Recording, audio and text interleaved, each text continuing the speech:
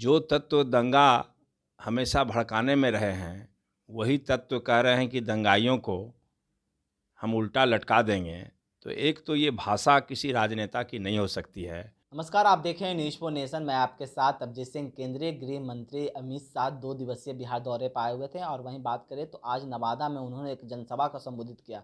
और वहीं बात करें तो साफ तौर पर जिस तरह से उनका सासाराम में जो प्रोग्राम था वो कैंसिल हुआ, उस पर अमित शाह ने कहा था कि जिस तरह से सासाराम में अभी माहौल बना हुआ है, वहाँ लोग मारे जा रहे हैं, बमबारी हो रहा है, इसी के लिए हमारे वहाँ जो प्रोग्राम है वो कैंसिल हुआ। और वहीं बात करें तो साफ तौर पर अमित शाह ने ये भी कहा है कि 2024 और 25 में हमें जिताइए, जो दंगाई लोग हैं उन्हें हम उल्टा लटकाकर सीधा कर देंगे। इसी पे बात करने के लिए हमारे साथ हैं कांग्रेस के एमएलसी समीर कुमार सिंह। हम इनसे बात करते हैं।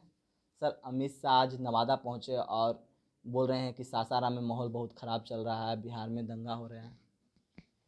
देखिए, ये पूरा देश और दुनिया जानता है कि भारत देश में दंगा में किन तत्वों का हाथ होता है। जो तत्व दंगा हमेशा भड़काने में रहे हैं, वही तत्व कह रहे हैं कि दंगाइयों को हम उल्टा लटका देंगे। तो एक तो ये भाषा किसी राजनेता की नहीं हो सकती है और देश के गृह मंत्री की नहीं हो सकती है। ऊंचे पद पर रह के भी ये लोग के अंदर जो ऊंचा भावना होना चाहिए था, देश के प्रति और राष्ट्र को जोड़ने की जो भावना होनी चाहिए थी, वो नहीं है। ये क्या किसको उत्तेजित करना चाहते हैं? ऐसी भाषा से तो नहीं भी दंगा रहेगा वहाँ हो जाएगा, नहीं भी जिसके अंदर आक्रोश होगा उसके अंदर भी आक्रोश पनप जाएगा कि जब देश का गृह मंत्री इस तरह से चुनौती देता है। इसलिए प्रधानमंत्री स्तर के लोग, गृह मंत्री स्तर के लोगों का ये काम होता है कि इतनी शालीनता में बात को रखें जिससे अगर आपस में कटुता भी हो तो वो ख़त्म हो जाए। पता नहीं ये गृह मंत्री के रूप में कैसे समाज को और देश को चलाना चाहते हैं। और दूसरा जो उनका एजेंडा है कि हम भारत देश को हिंदू राष्ट्र बना देंगे, ये कभी भी संभव नहीं है। हमारे देश की खूबसूरती ही है, और जितने भी इस देश में प्रधानमंत्री आए सभी ने सभी जाति धर्म के लोगों को जोड़ने का काम किया। और वही हमारे विश्व में हमारा सम्मान इसी बात को लेकर है कि भारत देश में सभी जाति धर्म के लोग सुरक्षित हैं। ये क्यों असुरक्षित करना चाहते हैं? किसी धर्म विशेष के लोगों को क्यों ललकार रहे हैं? क्यों उसे प्रताड़ित करना चाहते हैं? इससे क्या देश का विकास हो जाएगा? उनके पास तो ये भी मुद्दा होना चाहिए था कि जब से वो शासन में आए हैं तो किसानों के लिए उन्होंने क्या किया, बेरोजगारों के लिए उन्होंने क्या किया, महिलाओं के उत्थान के लिए उन्होंने क्या किया, कौन से कल कारखाने खोल दिए? कुछ तो नहीं किया हमारे प्रदेश के लिए और देश के लिए। और सिर्फ यही देश चलेगा? धर्म से ही देश चलेगा? अगर किसी धर्म विशेष की सरकार बन जाती है तो उससे देश तरक्की कैसे कर सकता है? देश तो तरक्की करेगी इच्छा शक्ति से, और वो इच्छा शक्ति होगा कि कैसे हम औद्योगिक क्रांति करेंगे। आखिर इस देश को पटरी पर लाया था नेहरू जी ने, इंदिरा जी ने, डॉक्टर मनमोहन सिंह ने।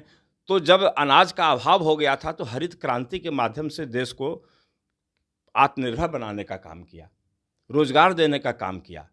पंडित नेहरू जब पहले प्रधानमंत्री थे इस देश के तो उन्होंने तुरंत आज़ादी के बाद कृषि को आगे बढ़ाने के लिए उन्होंने कहा कि भाई किसान की समस्या को सबसे देखना है और खेती बाड़ी को देखना है। तो उन्होंने बड़े बड़े भखरा नाला से लेकर के बड़े बड़े डैम बनाए। बिहार में भी हनुमाना डैम, क्या क्या डैम, बहुत सारा डैम बना। तो ये सोच था तब तो ये देश पटरी पर आई, और आज इन्होंने कुछ नहीं किया। जितने दिन से हैं मोदी जी, सिर्फ धर्म की बात हो रही है, सिर्फ समाज को तोड़ने की बात हो रही है। तो और अभी जो उनकी तानाशाही प्रवृत्ति है वो अब उनका तो है कि जो हमारा भावी प्रधानमंत्री है इस देश का, उसी को ख़त्म कर दो, उसी को कुचल कर दो, सदस्यता से वंचित कर दो।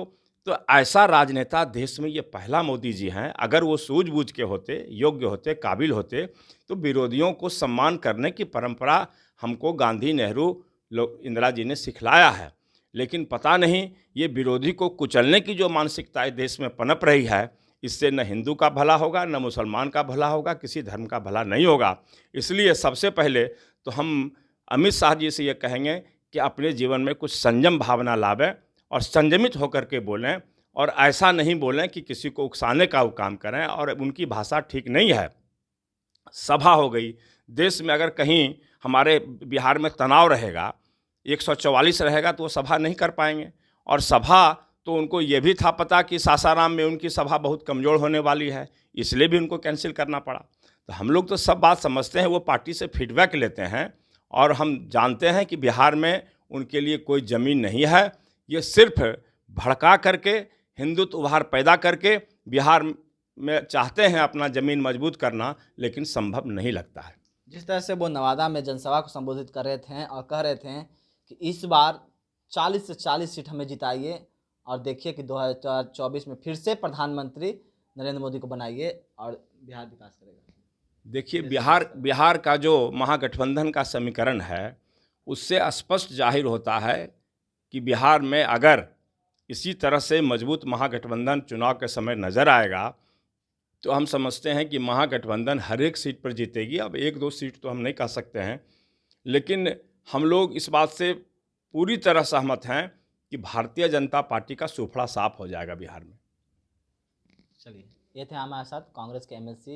उन्होंने तमाम सवालों का जवाब दिया। ऐसे तमाम खबरों पर बने रहे न्यूज़ नेशन के साथ। नमस्कार।